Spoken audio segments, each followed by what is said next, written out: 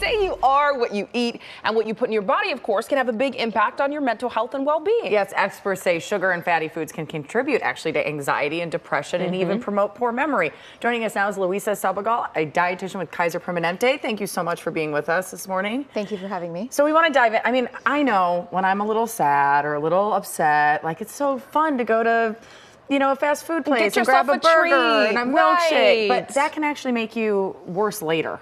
Absolutely. So when we eat these foods, they're hyperpalatable foods. They have sugar, fat, and salt, like the perfect combination for you to feel really good because it activates your reward system in your brain. But something to keep in mind is that it's short-lived. Right. So you feel very heavily, you just don't feel good after you eat these meals. Right. And blood sugars can go up, which causes more inflammation. And we're trying to reduce inflammation so that our brain works optimally. Yeah, no, this sounds great. You know, we were asking you. I know all of our questions. What do you eat? What are your snacks? And so you brought them for us. So what are some things we can eat that will actually pick us up and make us feel better in the long term?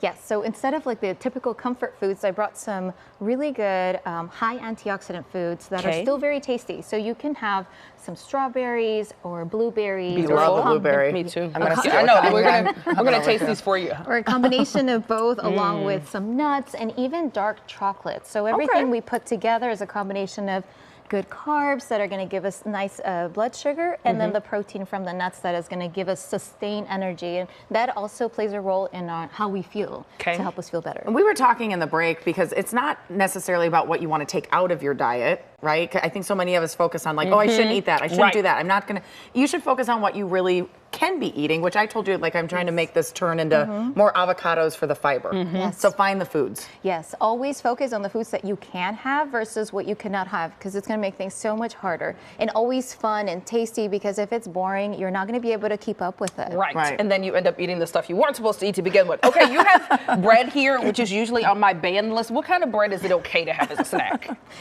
You know, I'm a huge fan of whole grains or whole wheat because of the fiber. And fiber is so good in many different ways for our overall brain health.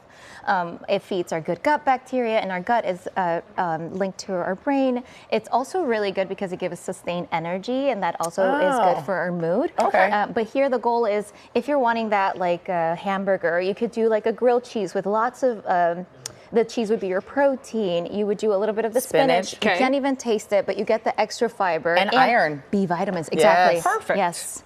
I'm not going to take this home for my lunch. I know. These are really great options. Can you tell people, I mean, I think people sometimes don't get, if they keep on the bad diet, it can have a real long-term impact on their mental health. Absolutely. So think about all these like ultra-processed foods, the ones that have a lot of the sugar and saturated fats or trans fats. It affects your brain function, your cognitive function. So how you go about, learning, memory, everything, and even your mood, because of all the inflammation that it causes. So really trying to make dietary changes where you're substituting some of the ultra-processed foods. Unfortunately, in America, our daily total caloric intakes, a lot of it come from ultra-processed foods, like around 65%. 65%.